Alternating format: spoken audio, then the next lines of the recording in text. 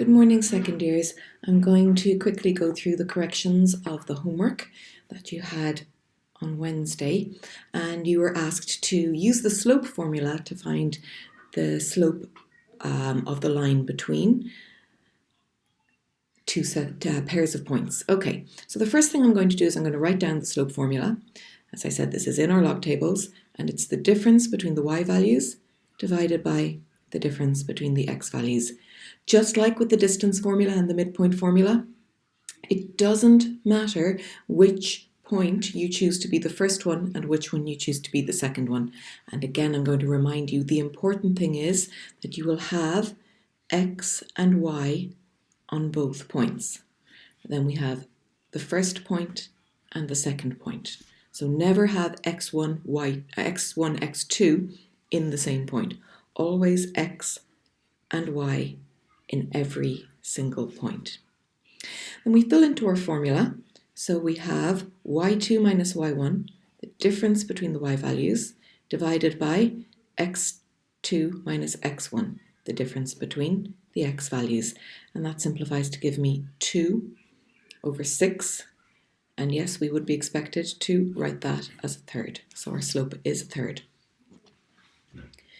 The next one, the difference between the y values divided by the difference between the x values.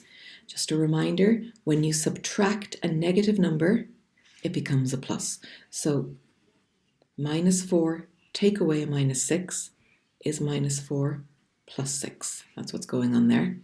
And we've got 2 over 1. We'll simplify that to 2. So the slope of that line is 2. The next one, label up our points, x1, y1, x2, y2. Fill into our formula, difference between the y values divided by the difference between the x values.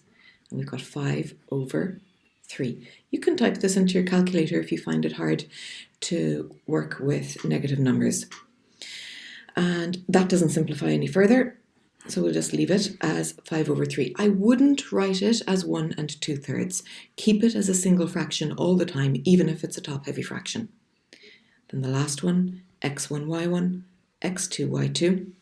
Fill into my formula, 0 take away a negative 5, divided by minus 8, take away a negative 6. And we have 5 over a minus 3. And we remember that it doesn't matter where we put that minus sign, and my preference is that we put it on the top. So that's the final answer there.